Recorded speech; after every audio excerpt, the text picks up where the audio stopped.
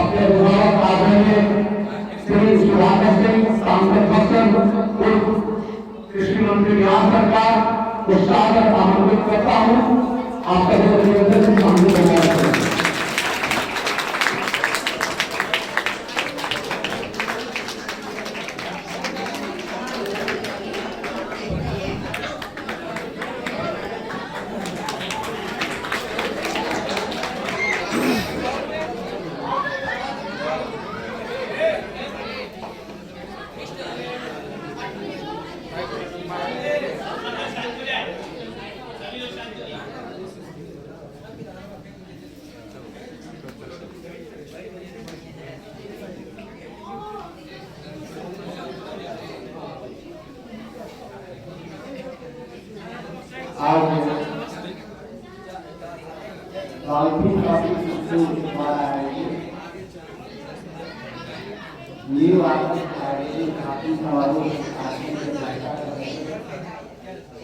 हमारे नगर अध्यक्ष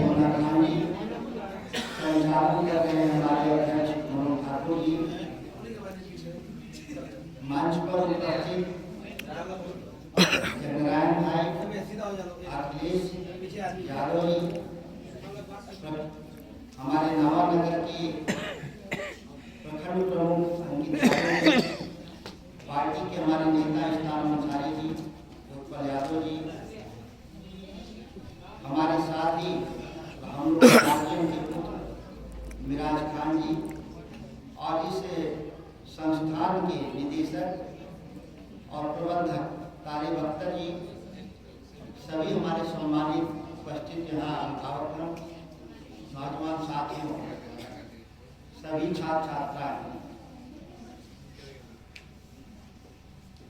मैं सबसे पहले तालिब अख्तर जी को बहुत ही मुबारकबाद देता हूँ, जिन्होंने अपने पूरे जीवन की कमाई लगा करके इस इलाके और क्षेत्र के बच्चों के भविष्य के लिए जो आप अतुलनीय काम कर रहे हैं, इसकी तुलना नहीं हो सकती। ये असाधारण आप काम कर रहे हैं, आपको बहुत बधाई है और आप उत्तरोत्तर तरक्की करें, ये हम लोग की शुभकामना है।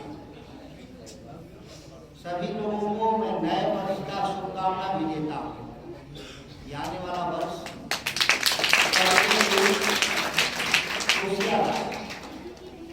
छात्र छात्राओं, आपके पास जो अवसर मिला है इस राज्य के भीतर 90% बच्चों को अवसर नहीं हासिल हुआ। अवसर की बात इसलिए मैंने कहा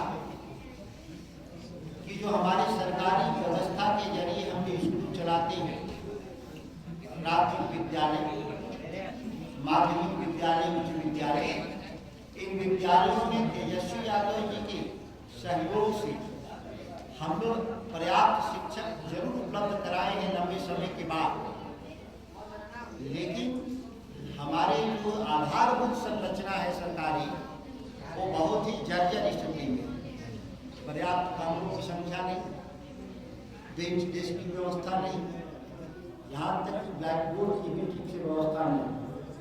बाकी चीज़ों की तो कल्पना हम नहीं कर सकते कि प्रयोगशाला के सामान मिलेंगे, कंप्यूटर मिलेंगे, लाइब्रेरी मिलेगा, इससे तो हम अभी दूर हैं सरकार के तौर पर। और सबसे दुखद बात है कि हम सभी लोग जानते हुए कि सत्ता में बैठे हुए लोग इसके बारे में चिंता व्यक्त नहीं करते। हालत बद से बदतर हो रहा है। एक अनुमान था कि एक किसी लोकतांत्रिक देश को मजबूत आर्थिक नींव के लिए शिक्षा के क्षेत्र में 6% का हम लोगों को निवेश करना चाहिए। राष्ट्रीय जो कमाई है उसका 6%। लोग वो घट करके अब आज के दिन में 2.5% हो गए, आधे से भी कम। परिणाम सामने है कि हम संख्या को गिनते हैं कितने बच्चे हमारे पास हैं, लेकिन जब हम गुणवत्ता की बात करते हैं तो हम किसी मानक पर खरा नहीं उतरते। जो कल की एक रिपोर्ट हमने देख रहा था कि 34% बच्चे स्कूल इसलिए छोड़ दे रहे हैं क्योंकि वहाँ ठीक से हमारी व्यवस्था नहीं है। एक बड़ी संख्या है, वो 1/3 लोग, 34%, 1/3 लोग तो जीवन के किसी काम के लायक नहीं बनेंगे, यहाँ तक कि सरकार के हिसाब से सिपाही भी वो नहीं बन सकते। न्यूनतम उनकी योग्यता और अर्हता निर्धारित है कि सरकार में आप चपरासी भी बनेंगे और सिपाही बनेंगे तो आपको न्यूनतम हाई स्कूल पास होना चाहिए। लेकिन हाई स्कूल से पहले ही 1/3 बच्चे स्कूल छोड़ देना, ये हम लोगों के लिए भारी एक चिंता का विषय है। इसीलिए सभी छात्र छात्राओं से कहना मेरा यही था कि आप तुलनात्मक रूप से बहुत बेहतर व्यवस्था में आप पढ़ रहे हैं। इसी गांव में अगर सरकार के विद्यालय से तुलना करेंगे तो कोई तुलना हो ही नहीं सकता। हमारे बैठे हुए सभी हमारे जो बुजुर्ग लोग हैं, इनके जमाने में पढ़ने की व्यवस्था नहीं होती थी, और उस समय, ये समय की बात कर रहा हूँ, जो चाचा बैठे हैं सामने, उस समय तो सरकार विद्यालय नहीं चला रही थी। 1980 में पहली बार सरकारों ने विद्यालय चलाना शुरू किया। इससे पहले गांव के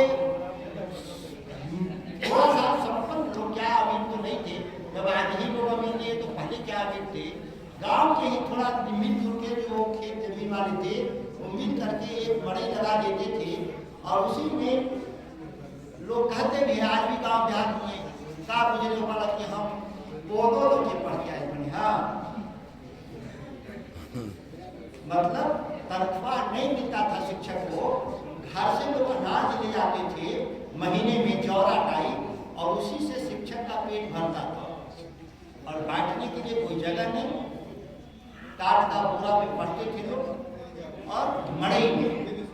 और ये पुरानी बात नहीं है, ये नई बात।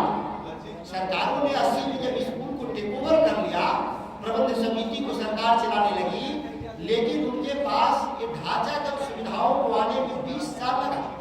2000 के बाद गांव में स्कूल पक्के बनने लगे।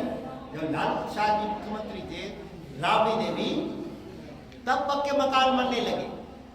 उसके बाद शिक्षक आने लगे, बेंच डेस्क बनने लगा।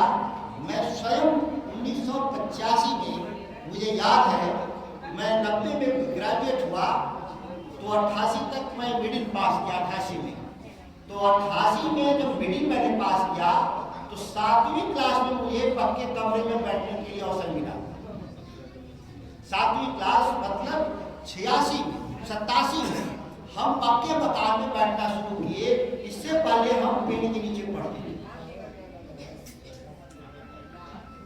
जब आप तुलना करें 30-40 सालों के भीतर ये बदलाव है, लेकिन मेरा ये कहने का अर्थ नहीं है कि हमने बहुत तरक्की किया, ऐसा नहीं। हम अब भी पीछे हैं, बहुत पीछे हैं, लेकिन निजी क्षेत्रों में गुणात्मक बदलाव है। अब उनके बच्चे पढ़ते एयर कंडीशन क्लासरूम में, नेट और वाईफाई से जुड़े हुए डिजिटल टेक्नोलॉजी से वो दुनिया के सबसे बेहतरीन शिक्षकों से जो पढ़ रहे हैं, जिनकी आबादी देश में 5%, 10% होगा। और एक तरफ वो लोग हैं जो पढ़ रहे हैं जो गांव के विद्यालय में, जिसके पास ढांचागत सुविधाएं नहीं। ये हमारे लिए चिंता का विषय इसलिए होना चाहिए, एक नीति निर्माता के तौर पे, एक गार्जियन के तौर पे, कि जब देश में जब शिक्षा असमान है, हम जब शिक्षा असमान रूप से दे रहे हैं, गरीब लोगों के लिए 90-92% आबादी के लिए हम एक कमजोर शिक्षा व्यवस्था दे रहे हैं। हम 80-85 की तुलना छोड़ दें, जिस दौर